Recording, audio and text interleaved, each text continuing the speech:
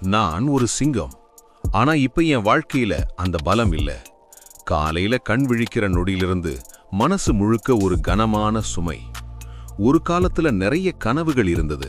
ஆனா இப்ப எல்லாமே தூக்கத்தோட சேர்ந்து மறைந்து போச்சு. இந்த பஸ், இந்த கூட்டம், இதெல்லாம் தினசரி புதுசில்ல. எல்லாரும் வாழ்க்கையில ஓடிக்கிட்டு இருக்காங்க. ஆனா நான் மட்டும் அதே இடத்துல நின்ன மாதிரி உணர்வு.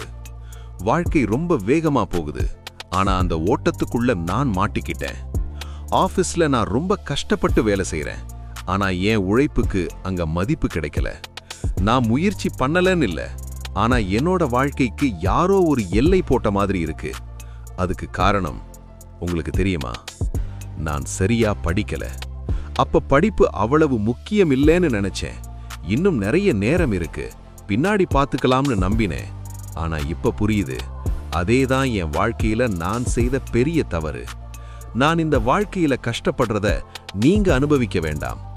நான் செய்த அந்த தவறை நீங்க மீண்டும் செய்யாதீங்க. இன்னும் உங்கள் கையில நேரம் இருக்கு. படிப்பை லைட்டா எடுத்துக்காதீங்க. உங்கள் எதிர்காலம் உங்கள் முடிவில்